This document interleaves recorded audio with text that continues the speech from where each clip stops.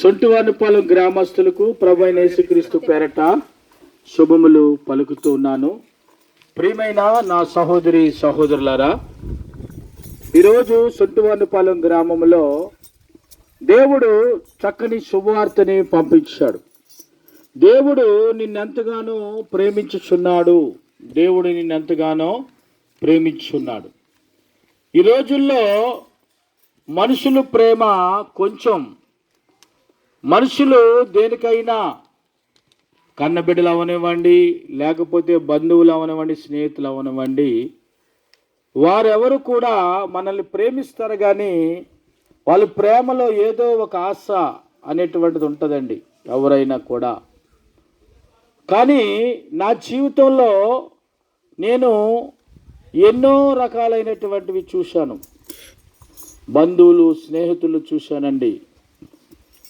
ప్రభువులోకి రాకముందు అనేకమైన ఇబ్బందులు, సమస్యలు.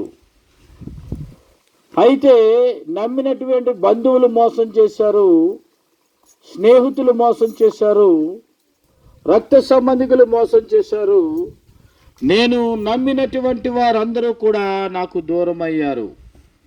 భయంకరమైనటువంటి పరిస్థితి, ఏమీ తోచలేనటువంటి స్థితిలో నేను కొట్టుమట్లాడుతున్నటువంటి సమయంలో అనేక మంది వచ్చి నాకు యేసు ప్రభు కోసం చెప్పడం జరిగింది.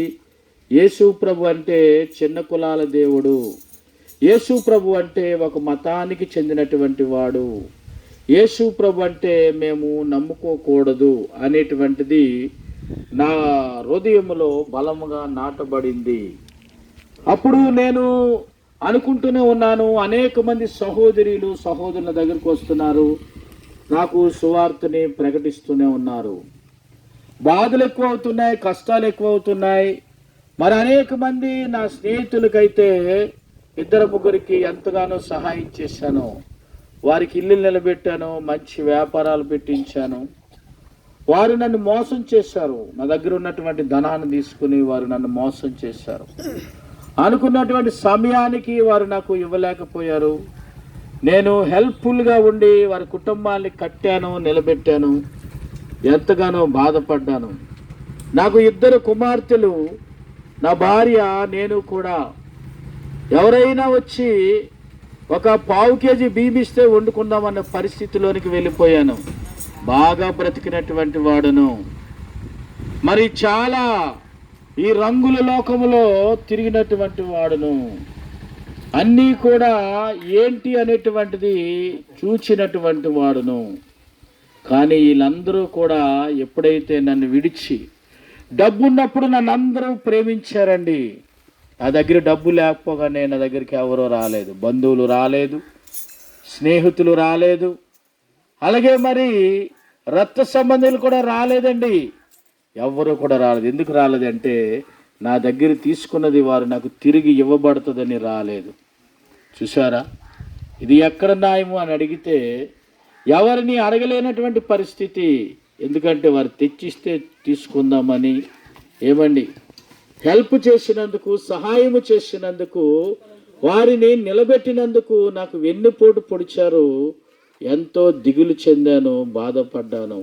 సరే, అందరూ చెప్తున్నారు కదా అని చెప్పి నేను యేసు ప్రభువుని నమ్మాలని ఒక ప్రయత్నం చేశాను. కానీ మరలా ఆలోచించాను, అయ్యో, యేసు ప్రభు నమ్మితే నాకు 2 కుమార్తెలు, చిన్నపిల్లలు, ఒకవేళ నా కులములో నుంచి ఒకవేళ వెలేస్తారేమో అని చెప్పి ఆలోచించాను.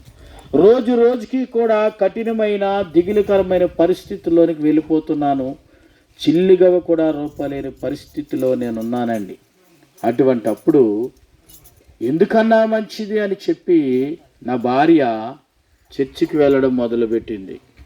చర్చికి వెళ్ళడం మొదలుపెట్టిన తర్వాత దేవుని యొక్క వాక్యము పాపములో ఉన్నటువంటి వారిని విడిపించడానికి యేసు ప్రభు ఈ లోకానికి వచ్చాడు అని దేవుడు మాట్లాడడం ద్వారాగా నా భార్య ప్రభువుని తెలుసుకుంది.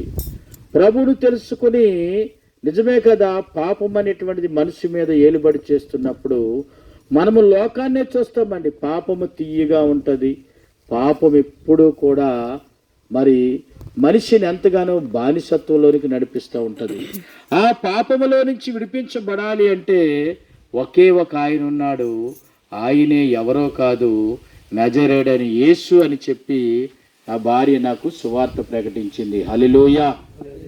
కనుక ఎప్పుడైతే అలాగా మరి దేవుని యొక్క సువార్తను విన్నానో నాకు కూడా అనిపించింది, నిజమే, యేసు ప్రభు వారు గొప్ప దేవుడు. నా భార్య చెప్పిన మాటలు నాకు నచ్చాయి.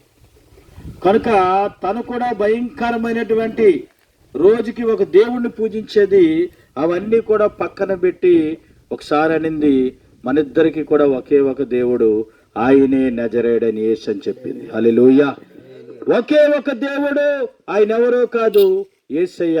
మన పాపముల నుంచి ఆయన మనల్ని విడిపిస్తాడు అని చెప్పి, ప్రియులరా, ఆ చక్కనైనటువంటి మాటల ద్వారాగా నాకెందుకో కానీ ప్రార్థన చేయాలనిపించి వచ్చి రాని ప్రార్థన చేసి యేసు ప్రభు యొక్క సన్నిధికి వెళ్ళాం. యేసు ప్రభు యొక్క సన్నిధికి వెళ్ళిన తర్వాత యేసు ప్రభు యొక్క వాక్యము మమ్మల్ని పట్టుకుంది. నిజమే, ప్రతి మనిషి మీద పాపం ఏలుబడి చేస్తుంది. యేసు ప్రభు నమ్మితే పాపం అనేటువంటిది మన నుంచి దూరం అవుతుంది, పరిశుద్ధులుగా మార్చబడతామని దేవుడు మాట్లాడాడు. హల్లెలూయా. ఎప్పుడైతే పరిశుద్ధులుగా మార్చబడతారని మాట్లాడితే ఈ లోకంలో ఇటువంటిది కూడా ఉందా? అయితే ఆయన్ని తెలుసుకోవాలి, ఆయన్ని వెంబడించాలని చెప్పి యేసు ప్రభుని వెంబడించి, ప్రియులరా, ఈరోజు మరి యేసు ప్రభు రక్షణ పొందుకొని 2002లో రక్షణ పొందుకొని 2008లో దేవుడు పిలిచాడు ఆయన సేవకి. మరి పిలిచిన తర్వాత మరి 2 కుమార్తెలు, ఈ బాధలు, ఈ సాధకాలు ఇవన్నీ కూడా ఉన్నాయి. మరి యేసు ప్రభు తలుపు కొట్టి పిలిచేవాడు, నా కుమారా, నువ్వు నాకు కావాలి, రా, నా పని చెయ్యని. అలా పిలిచినప్పుడు నేను నా భార్యతో చెప్పినప్పుడు నా భార్య ఎంత మాత్రమును కూడా ఒప్పుకోలేదు. మనకిద్దరు పిల్లలు, మన విశ్వాసాలుగానే ఉందామని చెప్పింది. చర్చికి వెళ్దాం వద్దాము కానీ సేవ చేయొద్దని చెప్పినప్పుడు నా భార్యని దేవుడు ముత్తాడు. చనిపోయింది. చనిపోయినప్పుడు ఆ శవాన్ని తీసుకుని వచ్చి నేను హాల్లో పండుకున్న పెట్టి మా ఇంట్లో ప్రార్థన చేశాను. ప్రభువా, నాకిద్దరు చిన్న బిడ్డలు కదా నాయనా, ప్రభువా నువ్వు బ్రతికిస్తే నా భార్యని నేను నీ సేవ చేస్తానయ్యా, అలాగే నా భార్యకి కూడా నీ సేవ చేద్దామనే మంచి మనసు ఇయ్యి ప్రభువా అని చెప్పి ప్రార్థన చేసి ఎంతగానో దుఃఖపడి కన్నీరు కార్చినప్పుడు యేసయ్య సరసరిగా మా ఇంట్లోనికి వచ్చి నా భార్యని అరికాలు మొదలుకొని నడినెత్తు వరకు ముట్టి ఆయన లేపాడు. గట్టిగా చాపట్లు కూడా దేవుని మహిమ పరుద్దాం. ప్రభువారు మృతులలో నుంచి సజీవులుగా మార్చే దేవుడు ఆయన. నా భార్యని ఎప్పుడైతే లేపాడో నాలో ఇంకా విశ్వాసము పెరిగిపోయింది. ఆయన నిజముగా నమ్మదగిన వాడు, ఆయన నన్ను పిలుస్తున్నాడు అని చెప్పి నా భార్య చనిపోయినటువంటిది లేచి మంచినీళ్ళు అడిగింది, మంచినీళ్ళు తాగింది. ఒకే ఒక మాట అనింది, ఏంటో తెలుసా, ఏ ప్రదేశంలోనైతే నేను వెళ్ళకూడదు అనుకున్నానో, ఏ ప్రదేశం అయితే నేను చాలా చిరాకు పడిదాన్నో ఆ ప్రదేశానికి వెళ్ళి మనం సేవ చేయాలని చెప్పి నా భార్య చెప్పింది. ఆ ప్రదేశమే మరి సూర్యతేజ నగర్ విశాఖపట్నంలో. ఆ ప్రదేశంలో ఏవైతే చాలా భయంకరమైనటువంటి పరిస్థితిగా ఉండేది ఆ ప్రదేశం. అలాంటి పరిస్థితిలో యేసు ప్రభు వారు మనం ఆ ప్రాంతానికి నన్ను నా భార్యని నడిపించారు.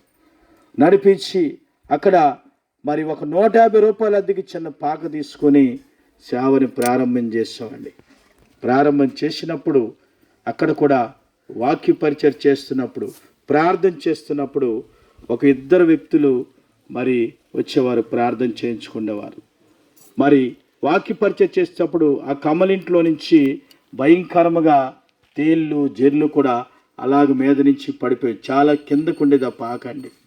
అలాంటి భయంకరమైన పరిస్థితిలో మేము పరిచర్య ప్రారంభం చేశాం.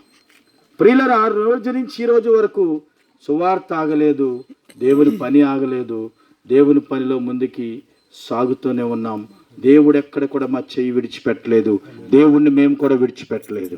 హల్లెలూయా, హల్లెలూయా. కనుక ప్రియులారా, అంత గొప్ప దేవుడు యేసు ప్రభువారు, మమ్మల్ని నడిపించిన దేవుడు, మమ్మల్ని కాపాడిన దేవుడు ఈరోజు నీతో మాట్లాడుతున్నాడు.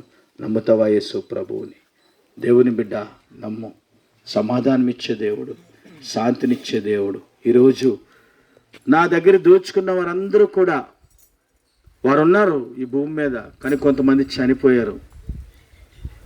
నా మీద శాపనార్థాలు ఎట్టిన వారు కూడా చనిపోయారు, మట్టిలో కలిసిపోయారు. కానీ దేవుడు నన్ను సజీవ లెక్కల్లో ఉంచాడు. నా దేవుడు సమాధిని జయించి తిరిగి లేచాడు, అందుకే నన్ను సజీవ లెక్కల్లో ఉంచాడు. హల్లెలూయా. అందుకే ఆయన్ని నమ్మితే నిత్యరాజ్యంలో ఉంటాం, ఆయన్ని నమ్మితే పరలోకంలో ఉంటాం. ఆ పరలోకము చాలా గొప్పగా ఉంటుంది. బంగారపు రోడ్లు, మంచి మంచి బంగారంతో కట్టినటువంటి అపార్ట్మెంట్లు. ఈ లోకంలో మనకు కొన్నటి ధనం కావాలి, నా యేసయ్య నా కోసం అక్కడ ప్రత్యేకంగా ఉంచుతాడు. అందుకే ఆయన అంటే మాకు విశ్వాసం, మాకు ప్రేమ. అంత గొప్ప దేవుణ్ణి తెలుసుకున్నాం, సత్యాన్ని. ఏ సత్యాన్ని అయితే మేము తెలుసుకున్నామో ఆ సత్యాన్ని ఈరోజు మేము ప్రకటిస్తూ ఉన్నాం. నమ్మండి, రక్షణ పొందండి, దేవుడి దీవెనలు పొందుకోండి. దేవుడి మాటలు దీవించును గాక. ఆమేన్. ప్రార్థన చేసుకుందాం. మహాపరిశుద్ధుడైన తండ్రి, దేవా స్తోత్రములు. మా జీవితంలో మీరు చేసిన ప్రతి కార్యమును కూడా మేము మర్చిపోలేమయ్యా. ఈరోజు మేము సజీవ లెక్కలు ఉన్నామంటే అది కేవలం నీ ఉచితమైన కృప. దేవా నిజమే, మేము ఏపాటి వారము, మెచ్చటి వారము. నీ కన్ను దృష్టిలో మమ్మల్ని ఉంచావు, అందరిని బట్టి వందనాలు. ఈరోజు సాక్ష్యం చెప్పుకునే భాగ్యం ఇచ్చావు, అందరిని బట్టి కృతజ్ఞతాస్తుతులు స్తోత్రములు చెల్లిస్తున్నాం రాజా. సహాయం చేయండి. ఈ మాటలు విన్న బిడ్డలందరినీ దీవించండి ప్రభా. ఈ ప్రాంతమునంతటిని కూడా యేసు ప్రభా దీవించమని యేసు నామమున ప్రార్థిస్తున్నాను తండ్రి. ఆమేన్. బోలో క్రీస్తు మహారాజుకే, రాజుల రాజుకే, ప్రభులు ప్రభుకే, రానున్న మెస్సయ్యకే. దేవుడికి స్తోత్రం, దేవుడికి స్తోత్రం, దేవుడికి స్తోత్రం.